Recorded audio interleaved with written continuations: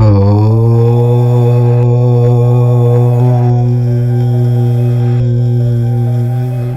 మనం 2026వ సంవత్సరం సింహరాశి వారి రాశి ఫలితాల గురించి తెలుసుకుందాము. సింహరాశికి ఈ 2026వ సంవత్సరం ఎలాంటి అద్భుతమైన ఫలితాలను తీసుకురాబోతుంది? ఈ సంవత్సరం మీ జీవితంలో ఏం జరగబోతుంది? ఈ సింహరాశి వారు ఈ సంవత్సరంలో ఏ వ్యక్తులతో స్నేహం చేస్తే బాగుంటుంది? ఏ విషయాలలో మరింత పట్టుదలతో ఉంటే విజయం సాధిస్తారో ఈ వీడియోలో తెలుసుకుందాము. అలాగే ఈ 2026వ సంవత్సరం సింహరాశి వారికి చెందిన అన్ని రంగాల వారికి ఎంత అనుకూలంగా ఉందో, ఈ సంవత్సరంలో సింహరాశి వారు చేసే ప్రయత్నాలలో తిరుగులేని విజయాలు సాధించడానికి ఏ పరిహారాలు చేయాలో కూడా ఇప్పుడు మనం ఈ వీడియోలో వివరంగా తెలుసుకుందాము. అంతకన్నా ముందు మా వీడియో నచ్చితే లైక్ చేసి షేర్ చేయండి. అలాగే మా ఛానల్ని కూడా సబ్స్క్రైబ్ చేసుకుని మాకు సపోర్ట్ చేయండి. అలాగే జై శ్రీరామ్ అని కామెంట్ చేయండి. మక 1, 2, 3, 4 పాదాలు, పూర్వ ఫాల్గుని 1, 2, 3, 4 పాదాలు మరియు ఉత్తర ఫాల్గుని 1వ పాదంలో జన్మించిన వారు సింహరాశికి చెందుతారు. సింహరాశికి అధిపతి సూర్యుడు. సింహం జంతు సామ్రాజ్యానికి రాజు. అరణ్య పర్వత శిఖరమందు నిలబడి గర్జించే సింహం ఈ రాశికి చిహ్నముగా శాస్త్రములలో కీర్తించబడింది. మీ పేరులోని మొదటి అక్షరం మీ, ము, టి, టు, టే అయితే మీరు సింహరాశికి చెందుతారు. ఈ సంవత్సరం సింహరాశి వారికి ఆదాయం 5, ఖర్చు 5గా ఉండబోతుంది. అలాగే రాజ్యపూజ్యం 7, అవమానం 7గా ఉంటుంది. ఈ 2026వ సంవత్సరంలో సింహరాశి వారికి ఫలితాలు మిశ్రమంగా, అంటే కొన్ని విషయాల్లో చాలా అద్భుతంగా మరియు కొన్ని విషయాలలో చాలా జాగ్రత్తగా ఉండవలసినవిగా కనబడుతూ ఉన్నాయి. ఈ సంవత్సరం మీ యొక్క సహనానికి, పట్టుదలకు ఒక పెద్ద పరీక్ష లాంటిది. ముఖ్యంగా సంవత్సరం అంతా మీ రాశికి 8వ ఇంట్లో శని భగవానుడు సంచరించటం వలన మీరు చేసే ప్రతి పనిలో ఆటంకాలు, జాప్యాలు మరియు ఊహించిన సవాళ్లు ఎదురయ్యే అవకాశం ఎక్కువగా ఉంటుంది. దీనికి తోడు రాహువు 7వ ఇంట్లో మరియు కేతువు మీ సొంత రాశిలో ఉండటం వలన మానసిక ఆందోళన, అయోమయము మరియు మీ గురించి మీరు తక్కువగా అంచనా వేసుకునే పరిస్థితి ఉంటుంది. అయితే సంవత్సరంలో మొదటి భాగంలో, అంటే జూన్ 2వ తేదీ వరకు దేవగురువైన బృహస్పతి మీ లాభస్థానమైన 11వ ఇంట్లో సంచరించడం అనేది ఒక గొప్ప వరం. ఈ గురుబలం వలన ఎన్ని కష్టాలు ఎదురైనా ఆర్థికంగా మాత్రం మీరు ఒక బలమైన స్థితిలో ఉంటారు. ఈ గ్రహస్థితుల ఆధారంగా మీ ఆర్థిక, వృత్తి మరియు ఉద్యోగ జీవితం ఎలా ఉండబోతుందో, అలాగే ఇతర విషయాల్లో ఎలా ఉంటుందో వివరంగా చూద్దాం. ముందుగా ఆర్థిక పరిస్థితి గురించి మాట్లాడుకుంటే 2026వ సంవత్సరం మీకు డబ్బు విషయంలో 2 రకాల అనుభవాలను చూపిస్తుంది. సంవత్సరం మొదటి సగభాగం, అంటే జనవరి నుండి జూన్ 2వ తేదీ వరకు మీ ఆర్థిక పరిస్థితి చాలా బలంగా, ఉత్సాహంగా ఉంటుంది. దీనికి కారణం గురుడు మీ లాభస్థానంలో ఉండటమే. ఈ సమయంలో మీకు రావలసిన పాత బాకీలు వసూలవుతూ ఉంటాయి. మీరు గతంలో పెట్టిన పెట్టుబడుల నుండి మంచి లాభాలు అందుకుంటారు. ఆదాయానికి కొత్త మార్గాలు తెరుచుకుంటూ ఉంటాయి. కొందరికి జీతం పెరగటం లేదా ఊహించిన విధంగా ధనలాభం కలగటం జరగవచ్చు. ఈ సమయంలో మీరు అప్పుల నుండి బయటపడడానికి బలమైన అవకాశాలు ఉన్నాయి. ఆర్థికంగా ఒక స్థిరమైన జీవితాన్ని మీరు చూస్తారు.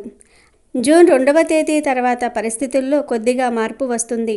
గురుడు మీ వ్యయస్థానమైన 12వ ఇంట్లోకి ప్రవేశిస్తాడు. ఇది ఖర్చులను విపరీతంగా పెంచుతుంది. అయితే ఈ ఖర్చులు ఎక్కువగా శుభకార్యాల కోసం, అంటే ఇంట్లో పెళ్లిళ్ళ, గృహ నిర్మాణ, తీర్థయాత్రలు లేదా విదేశీ ప్రయాణాల కోసం కావచ్చు. కాబట్టి ఖర్చు పెరిగినా అది మంచి పనుల కోసమే అవుతుంది. కానీ ఇదే సమయంలో అష్టమ శని ప్రభావం వలన ఆరోగ్య సమస్యల రూపంలో లేదా చట్టపరమైన చిక్కుల వలన కూడా డబ్బు అనవసరంగా ఖర్చయ్యే ప్రమాదం ఉంది. కాబట్టి సంవత్సరం మొదటి భాగంలో వచ్చిన డబ్బును జాగ్రత్తగా పొదుపు చేసుకోవటం చాలా అవసరం. అనవసరమైన రిస్క్ ఉన్న పెట్టుబడులకు, స్పెక్యులేషన్ లేదా షేర్ మార్కెట్ ట్రెండింగ్ వంటి వాటికి ఈ సంవత్సరం దూరంగా ఉండటం ఉత్తమం. ఎవరికీ అప్పు ఇవ్వటం లేదా హామీలు ఇవ్వటం మంచిది కాదు. ఇక వృత్తి, వ్యాపారాలు చేసేవారికి 2026 సంవత్సరం చాలా సవాళ్లతో కూడుకున్నది. అష్టమ శని ప్రభావం మీ వ్యాపారం మీద బలంగా ఉంటుంది. మీరు ఎంత కష్టపడి పనిచేసినా దానికి తగ్గ ఫలితం వెంటనే రాకపోవచ్చు. పనులు నిదానంగా సాగుతాయి. మీరు ఆశించిన డీల్స్ చివరి నిమిషంలో ఆగిపోవచ్చు. మీ కింద పనిచేసే సిబ్బంది నుండి ఆశించిన సహకారం లభించకపోవటం లేదా వారు అర్ధాంతరంగా పని మానేయటం వంటివి జరగవచ్చు. రాహువు 7వ ఇంట్లో ఉండటం వలన వ్యాపార భాగస్వాములతో సంబంధాలు దెబ్బతినే అవకాశం ఉంటుంది. వారి మధ్య అపార్థాలు, నమ్మక ద్రోహాలు జరగవచ్చు. కాబట్టి ఈ సంవత్సరం కొత్తగా భాగస్వామ్య వ్యాపారాలు ప్రారంభించడం అంత మంచిది కాదు. ఒకవేళ తప్పనిసరి అయితే అన్ని పత్రాలను చాలా జాగ్రత్తగా, చట్టబద్ధంగా చూసుకోవాలి. వ్యాపార విస్తరణ గురించి ఆలోచనలు ఉన్నా వాటిని కొద్ది కాలం వాయిదా వేయటం మంచిది. ముఖ్యంగా ప్రభుత్వం నుండి రావాల్సిన పనులు, లైసెన్సులు లేదా కాంట్రాక్టుల విషయంలో తీవ్ర జాప్యం ఎదురవుతుంది. మీ పోటీదారులు మీకంటే బలంగా ఉన్నారని మీకు అనిపించవచ్చు. అయితే పరిశోధన, న్యాయ, వైద్య లేదా ఇన్సూరెన్స్ వంటి రంగాల్లో ఉన్న వారికి అష్టమ శని కొన్ని ఊహించని అవకాశాలను కూడా ఇస్తుంది. మొత్తంగా ఈ సంవత్సరం వ్యాపారులు కొత్త ప్రయోజనాల జోలికి పోకుండా ఉన్న వ్యాపారాన్ని జాగ్రత్తగా కాపాడుకోవటంపైనే దృష్టి పెట్టాలి. ఓపికతో ఉంటే సంవత్సరం చివరి నాటికి పరిస్థితులు కొద్దిగా మెరుగుపడుతూ ఉంటాయి. ఉద్యోగం చేసేవారికి కూడా ఈ సంవత్సరం ఒక పరీక్షా కాలమనే చెప్పాలి. అష్టమ శని మరియు జన్మ కేతువు ప్రభావం వలన మీరు పనిచేసే చోట ఒక రకమైన అసంతృప్తి, ఒత్తిడి నెలకొంటాయి. మీరు చేసే పనికి సరైన గుర్తింపు లభించటం లేదని మీరు బలంగా భావిస్తూ ఉంటారు.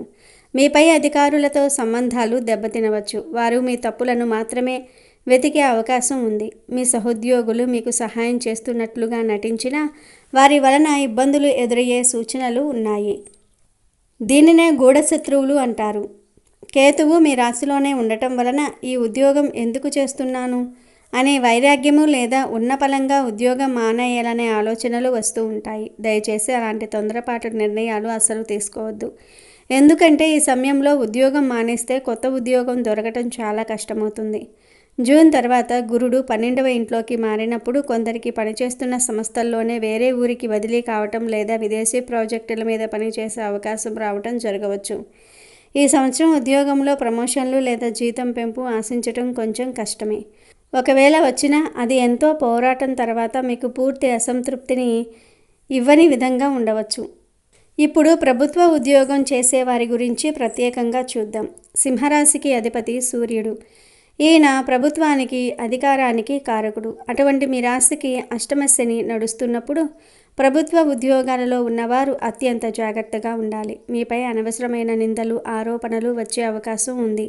కొందరికి చిన్న తప్పులకే కేసులు నమోదు కావటం, విచారణ ఎదుర్కోవటం జరగవచ్చు. మీరు ఏ తప్పు చేయకపోయినా, నిబంధనలను సరిగ్గా పాటించినా కూడా పై అధికారుల నుండి ఒత్తిడి ఉంటుంది. ముఖ్యంగా పవర్ లేదా అధికారం ఉన్న స్థానాల్లో ఉన్నవారు తమ అధికారాన్ని దుర్వినియోగం చేయకుండా చాలా నిజాయితీగా పనిచేయాలి. అష్టమ శని సమయంలో గతంలో చేసిన చిన్న పొరపాట్లు కూడా ఇప్పుడు బయటపడి పెద్ద సమస్యగా మారవచ్చు. కొందరికి ఇష్టం లేని ప్రదేశాలకు బదిలీ అయ్యే బలమైన సూచనలు ఉన్నాయి. మీ కింద పనిచేసే సిబ్బంది మీకు వ్యతిరేకంగా మారవచ్చు. కాబట్టి ఈ సంవత్సరం ప్రభుత్వ ఉద్యోగులు ఎవరితోనూ వివాదాలకు దిక్కుండా, పై అధికారులు ఏ పని చెప్పినా మారు మాట్లాడకుండా పూర్తి చేయటంపైనే దృష్టి పెట్టాలి. ప్రమోషన్ల కోసం ఎదురు చూస్తున్న వారికి నిరాశ తప్పకపోవచ్చు. కోర్టు కేసులు వంటివి ఏవైనా ఉంటే అవి మీకు వ్యతిరేకంగా వచ్చే సూచనలు ఉన్నాయి. కాబట్టి జాగ్రత్త. ఇక ప్రైవేటు ఉద్యోగం చేసేవారి విషయానికి వస్తే మీ పరిస్థితి కూడా దాదాపు ఇలాగే ఉన్న కొన్ని వ్యత్యాసాలు ఉంటాయి.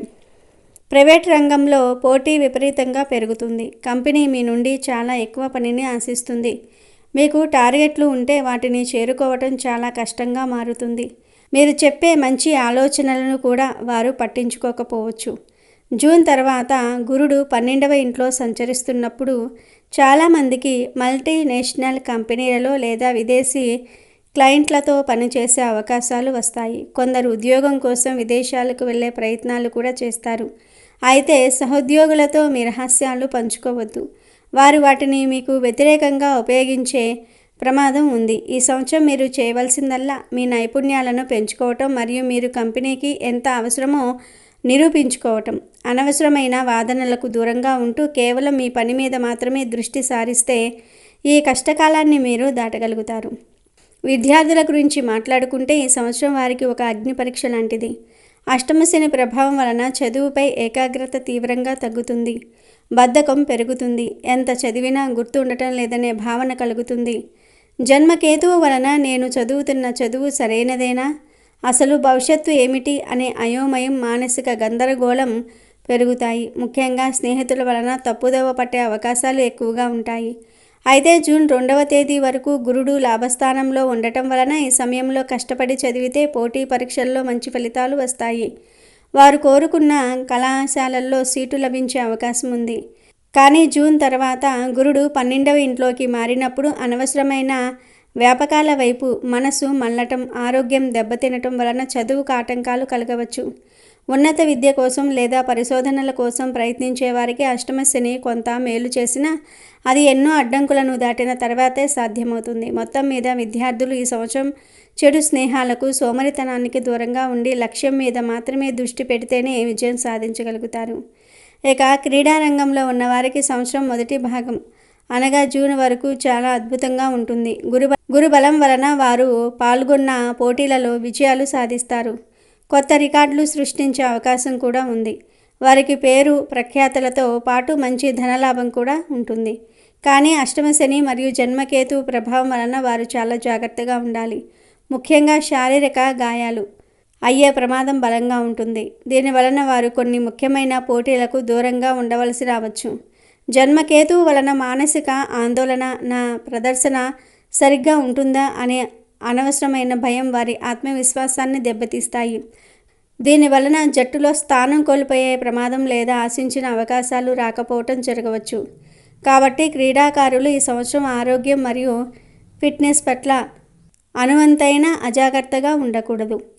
సినిమా రంగంలో ఉన్న వారికి ఈ సంవత్సరం చాలా గడ్డు కాలం. సింహరాశికి కీర్తి ప్రతిష్టలు చాలా ముఖ్యం. కానీ అష్టమ శని ఆ కీర్తికే భంగం కలిగించే ప్రయత్నం చేస్తాడు. ముఖ్యంగా నటులు, దర్శకులు, నిర్మాతలు అనవసరమైన వివాదాలలో చిక్కుకునే అవకాశం ఉంది. వారిపై ప్రజలలో అపవాదులు, తప్పుడు ప్రచారాలు జరగవచ్చు. జన్మకేతువు వలన సృజనాత్మకత తగ్గుతుంది. కొత్త ఆలోచనలు రాక ఇబ్బంది పడుతూ ఉంటారు. అయితే జూన్ 2వ తేదీ వరకు ఉన్న గురుబలం వారికి ఒక రక్షణ కవచంలా పనిచేస్తుంది. ఈ సమయంలో విడుదలైన సినిమాలు విజయం సాధించటం, కొత్త అవకాశాలు రావటం, మంచి ఆర్థిక లాభాలు పొందటం జరుగుతుంది. కానీ జూన్ తర్వాత వారు మొదలుపెట్టిన ప్రాజెక్టులు అర్ధాంతరంగా ఆగిపోవటం, డబ్బు నష్టపోవటం లేదా వారి సినిమాలు ఘోరంగా విఫలమవటం జరగవచ్చు. ఈ రంగంలోని వారు ఈ సంవత్సరం చాలా ఒదిగి ఉండాలి. ఎవరితోనూ వివాదాలకు దిగకూడదు. ముఖ్యంగా ఆర్థిక విషయాల్లో ఎవరినీ గుడ్డిగా నమ్మకూడదు. రాజకీయ రంగంలో ఉన్న సింహరాశి వారికి 2026 అత్యంత క్లిష్టమైన సంవత్సరం. అష్టమ శనిని పదవీ గండం అని కూడా అంటారు. అంటే అధికారంలో ఉన్నవారు తమ పదవిని కోల్పోయే ప్రమాదం చాలా బలంగా ఉంటుంది. ప్రజలలో తీవ్రమైన వ్యతిరేకత రావచ్చు. వారు ఎంత మంచి చేసినా చెడ్డ పేరే వస్తుంది. సొంత పార్టీలోని వారే వెన్నుపోటు పొడిచే అవకాశం ఉంది. కుట్రలు ఎక్కువగా జరుగుతూ ఉంటాయి. జన్మకేతు వలన రాజకీయాలపై విరక్తి కలిగి ఈ అధికారం నాకు వద్దు అని తప్పుకునే ఆలోచనలు కూడా రావచ్చు. అయితే జూన్ 2వ తేదీ వరకు ఉన్న గురుబలం వలన మీరు తమ ప్రత్యర్థులపై కొంతవరకు ఆధిపత్యం చెలాయించుకోగలుగుతారు. ప్రజలలో కొత్త మద్దతును నిలబెట్టుకోగలుగుతారు. ఈ సమయంలో వారు తమ స్థానాన్ని కాపాడుకోవడానికి గట్టి ప్రయత్నం చేయాలి. కానీ జూన్ తర్వాత పరిస్థితులు పూర్తిగా తారుమారవుతూ ఉంటాయి. శత్రువుల బలం పెరుగుతుంది.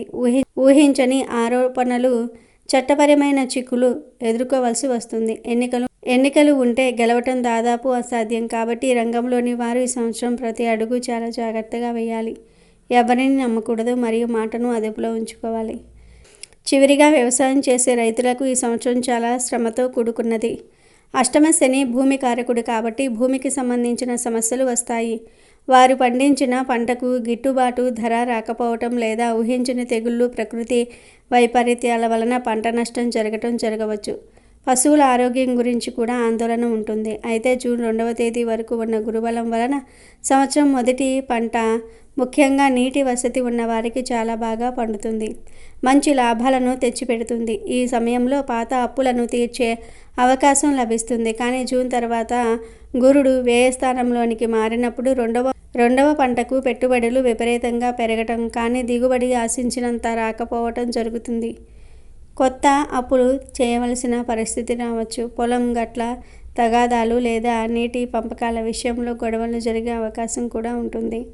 కాబట్టి రైతులు సంవత్సరం మొదటి భాగంలో వచ్చిన లాభాలను జాగ్రత్తగా దాచుకోవాలి మరియు కొత్త ప్రయోగాలు చేయకుండా సాంప్రదాయ పంటల వైపే మొగ్గు చూపటం మంచిది. 2026వ సంవత్సరంలో సింహరాశి వారిపై వైవాహిక జీవితం, కుటుంబ విషయాలు చాలా సున్నితంగా ఒడిదుడుకులతో కూడి ఉంటాయి. ఇది మీ సహనానికి, బంధాలకు ఒక పెద్ద పరీక్ష పెట్టే సమయం. దీనికి ప్రధాన కారణం సంవత్సరమంతా రాహువు మీ 7వ ఇంట్లో మరియు కేతువు మీ సొంత రాశిలో సంచరించటం. 7వ ఇంటిలో రాహువు ఉండటం వలన ఇప్పటికే వివాహమైన వారి విషయంలో భార్యాభర్తల మధ్య అనవసరమైన అపార్థాలు, అనుమానాలు, వాదనలు పెరిగే అవకాశం ఉంటుంది. మీ భాగస్వామి మిమ్మల్ని అర్థం చేసుకోవటం లేదనే భావన బలంగా ఉంటుంది. చిన్న చిన్న విషయాలకే మనస్పర్ధలు రావచ్చు. ఇది మీ సింహరాశి సహజ లక్షణమైన అహం దెబ్బతినడానికి కారణమవుతుంది. దీనికి తోడు సంవత్సరమంతా అష్టమశని ప్రభావం ఉండటం వలన వృత్తిపరమైన ఒత్తిడి, ఆర్థిక చింతలు కూడా కుటుంబ జీవితంపై ప్రభావం చూపుతూ ఉంటాయి. ఇంట్లో ప్రశాంతత తగ్గుతుంది. అయితే ఈ సంవత్సరంలో ఒక గొప్ప శుభవార్త ఏమిటంటే జూన్ 2వ తేదీ వరకు దైవగురువైన బృహస్పతి మీ లాభస్థానంలో ఉండి తన పూర్తి 7వ దృష్టిని మీ వివాహ స్థానంపై వేయటం. ఈ గురుబలం ఒక రక్షణ కవచంలా పనిచేస్తుంది. భార్యాభర్తల మధ్య ఎన్ని విభేదాలు ఉన్నా అవి విడిపోయేంత వరకు వెళ్లకుండా కాపాడుతుంది. పెద్దల జోక్యంతో లేదా మీ సొంత అవగాహనతో సమస్యలను పరిష్కరించుకోగలుగుతారు. కానీ జూన్ 2వ తేదీ తర్వాత గురుబలం తొలగిపోయి గురుడు మీ వ్యయస్థానమైన 12వ ఇంట్లోకి వెళ్ళినప్పుడు రాహువు ప్రభావం మరింత పెరుగుతుంది. ఈ సమయంలో మీరు చాలా ఓపికగా ఉండాలి. మీ మాటలను అదుపులో ఉంచుకోవాలి. లేకపోతే బంధం బలహీనపడే ప్రమాదం ఉంది. కొందరికి ఉద్యోగ వ్యాపారాల రీత్యా తమ భాగస్వామికి దూరంగా వేరే ప్రదేశంలో నివసించవలసిన పరిస్థితి కూడా రావచ్చు. ఇక వివాహం కాని వారికి సంవత్సరం మొదటి భాగం అంటే జనవరి నుండి జూన్ 2వ తేదీలోపు చాలా అనుకూలమైన సమయం. గురుడు 7వ ఇంటిని చూస్తున్నందున ఈ సమయంలో మంచి సంబంధాలు కుదరటం, పెళ్లి నిశ్చయం కావటం లేదా వివాహం జరగటం వంటివి బలంగా సూచిస్తూ ఉన్నాయి. ఒకవేళ మీరు ఎవరినైనా ప్రేమిస్తే ఈ సమయంలో పెళ్లికి పెద్దలను ఒప్పించడానికి కూడా అనుకూలంగా ఉంటుంది. కానీ జూన్ తర్వాత 7వ ఇంట రాహువు, దానికి తోడు అష్టమశని ప్రభావం వలన పెళ్లి ప్రయత్నాలకు తీవ్ర ఆటంకాలు ఎదురవుతూ ఉంటాయి. వచ్చిన సంబంధాలు కూడా చివరి నిమిషంలో ఆగిపోవటము లేదా మీకు నచ్చని సంబంధాలు రావటం జరుగుతూ ఉంటుంది. కాబట్టి వివాహ ప్రయత్నాలు చేసేవారు మొదటి 5 నెలల్లోనే వాటిని పూర్తి చేసుకోవటం అత్యంత ఉత్తమం. సంతానం కోసం ఎదురు చూస్తున్న దంపతులకు కూడా జూన్ 2వ తేదీ వరకు గురుడు 5వ ఇంటిని చూడటం వలన ఇది చాలా అద్భుతమైన సమయం. ఈ సమయంలో మీకు సంతాన భాగ్యం కలిగి బలమైన యోగం ఉంది. గర్భధారణకు సంబంధించిన సమస్యలు ఏవైనా ఉంటే అవి కూడా తొలగిపోతాయి. కానీ జూన్ తర్వాత అష్టమశని కూడా 5వ ఇంటిని చూడటం వలన సంతాన విషయంలో జాప్యాలు లేదా గర్భధారణ సమయంలో కొన్ని ఆరోగ్య సమస్యలు ఎదురయ్యే అవకాశం కూడా ఉంది. కాబట్టి వైద్య సలహాలు తీసుకోవటం మంచిది. ఇక ఇప్పటికే పిల్లలు ఉన్నవారికి వారి పిల్లల ఆరోగ్యం, ప్రవర్తన లేదా చదువు విషయంలో కొన్ని చింతలు పెరుగుతూ ఉంటాయి. అష్టమశని 5వ ఇంటిని చూడటం వలన పిల్లలు మీ మాట వినకపోవటము, మొండిగా ప్రవర్తించటము లేదా వారి చదువులో ఏకాగ్రత తగ్గటం వంటివి గమనిస్తూ ఉంటారు. వారి భవిష్యత్తు గురించి మీరు అనవసరంగా ఆందోళన చెందుతారు. మొత్తం మీద 2026లో మీ కుటుంబ జీవితం ప్రశాంతంగా ఉండాలంటే మీరు మీ మాటను చాలా జాగ్రత్తగా వాడాలి. అష్టమశని మీ 2వ ఇంటిని కూడా చూస్తాడు. దీనివలన మీరు కోపంలో కఠినమైన మాటలు మాట్లాడి మీ కుటుంబ సభ్యులను దూరం చేసుకునే ప్రమాదం కూడా ఉంది. కాబట్టి ఈ సంవత్సరం అంతా ఓర్పు మరియు సర్దుకుపోయే గుణం మీ విజయానికి కీలకం. 2026వ సంవత్సరం సింహరాశి వారు ముఖ్యంగా శారీరక, మానసిక ఆరోగ్యం పట్ల అలాగే వ్యక్తిగత నడవడిక పట్ల అత్యంత జాగ్రత్త వహించాల్సిన సమయం.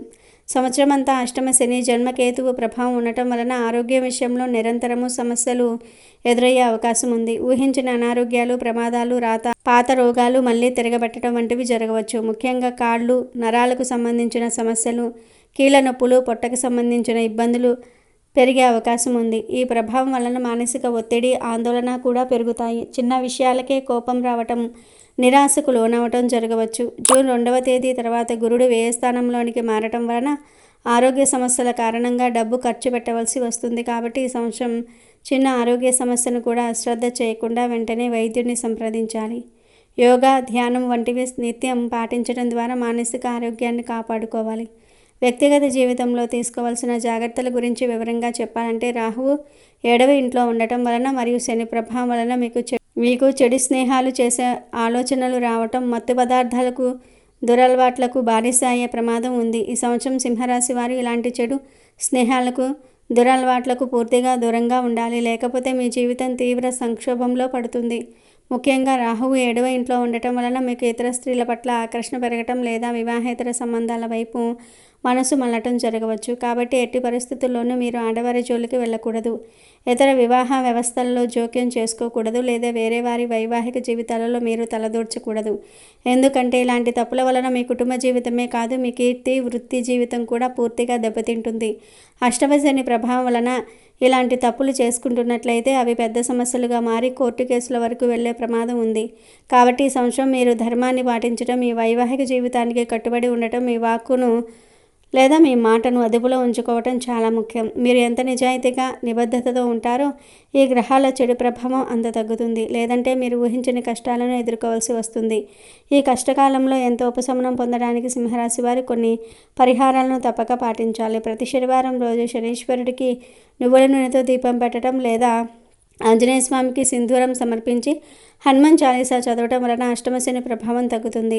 అలాగే పేదవారికి, వికలాంగులకు మీకు తోచిన సహాయం చేయటం ద్వారా శని భగవానుడి అనుగ్రహం లభిస్తుంది. రాహువు కేతువుల శాంతి కోసం ప్రతి మంగళ శుక్రవారంలో దుర్గాదేవిని ఆరాధించటం లేదా గణపతికి దీపం పెట్టడం మంచిది. ఈ పరిహారాలు పాటించటం మరియు మీ నడవడికలో మార్పులు చేసుకోవటం ద్వారా 2026వ సంవత్సరంలో వచ్చే కష్టాలను కూడా చాలా వరకు అధిగమించవచ్చు. ఇవి 2026వ సంవత్సరం సింహరాశి వారి రాశి ఫలితాలు.